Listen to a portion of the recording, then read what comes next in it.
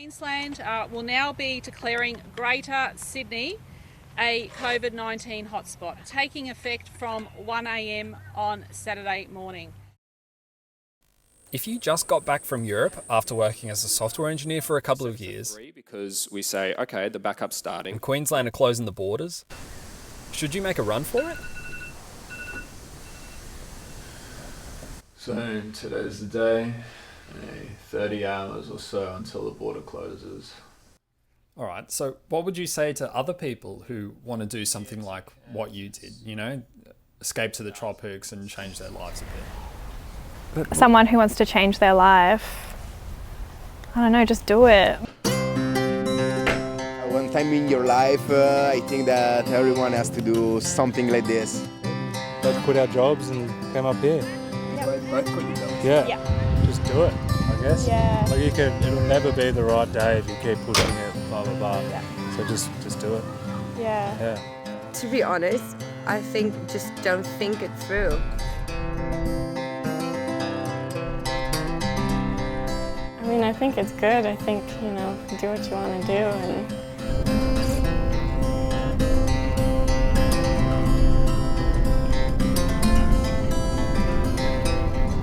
but for me, it was completely by chance. I didn't plan this. When I finally made it up to tropical far north Queensland, I found I wasn't the only one who made a break for it. So I took an airplane to Cairns, only to spend the quarantine. Now are 6 months that I'm in Cairns. I fall in love with Cairns because this place is amazing. In 1 hour of car from Cairns, you can see, I think, hundreds of incredible places around here. And they can be on the beach, on the forest, on the mountain. There are a lot of waterfalls. it's been everything I wanted it to be. It's been better than I thought it would be, really. I can't get enough of it. I could stay here for years. I prefer to be stuck in Cairns than be stuck in Sydney or Melbourne, when a big city. I have a feeling I'm going to be here for a while. The weather is nice. And it's cheap. It's such good value up in Cairns because as a backpacker, instead of staying in hotels, you're staying in hostels. Actually, arriving at a hostel is just like checking into a hotel. You arrive at reception and they give you a bit of information. You find your room, you find a spare bed, and you drop your bag off. But the similarities with hotels ends there. Because at hotels, there's no risk of sharing your room with somebody who has really everything they own spread out all over the floor. You won't find a common area where other guests are trying out the didgeridoo for the very first time.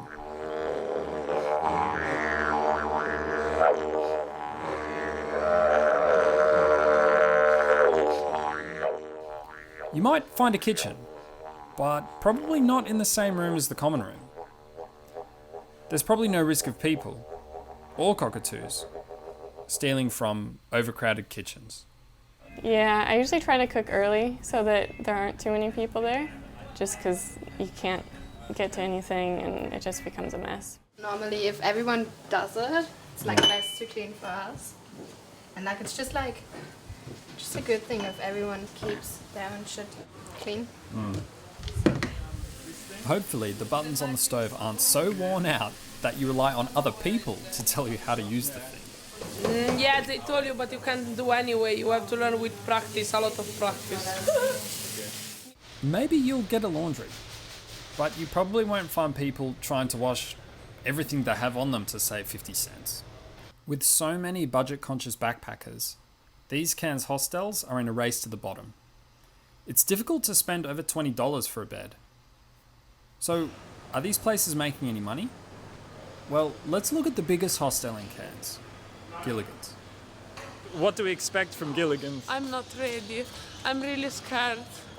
Another day, another party. This is Cairns life.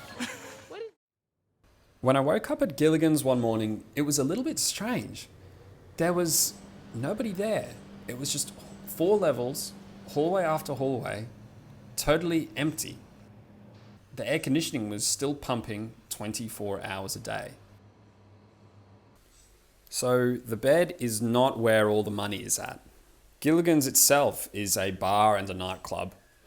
And Rusty's Market, That marketplace that feels like it's really organic and straight out of Asia, it's actually owned by Gilligan's.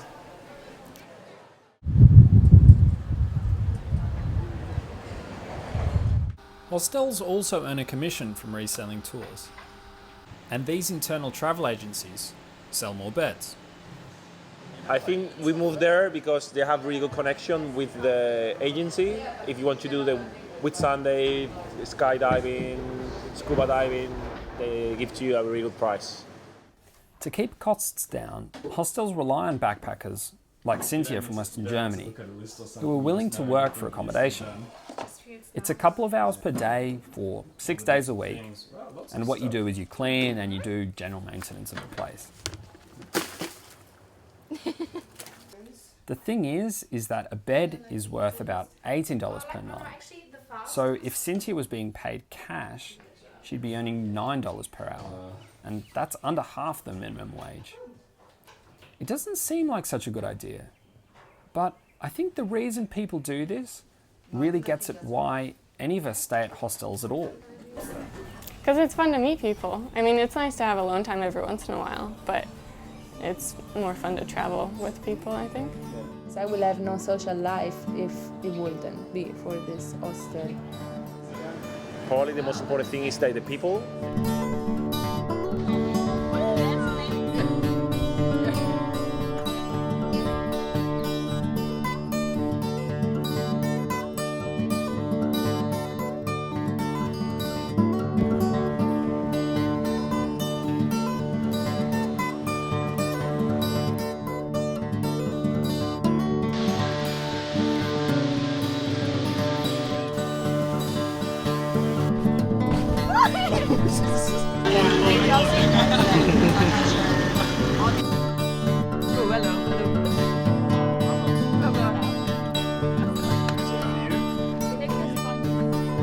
A Daintree cocktail.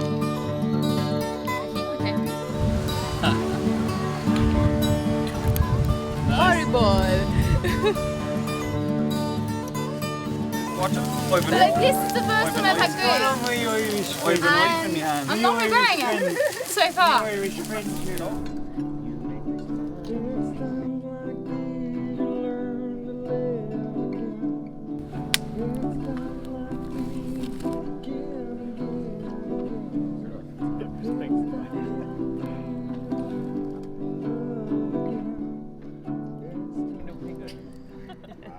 All those great people that you meet go on to other places.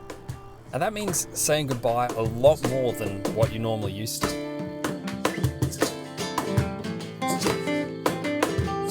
Last day in Australia, back in France tomorrow. We'll arrive in 2 days. Sad.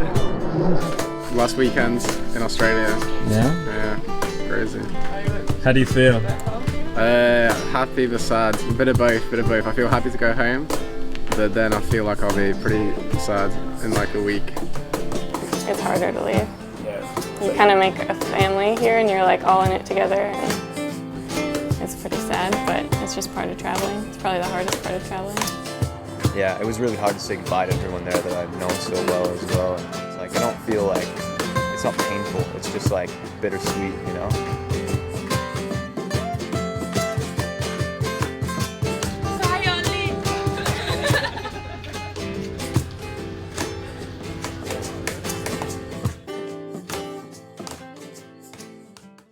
Of course, you do meet new people and go to new places.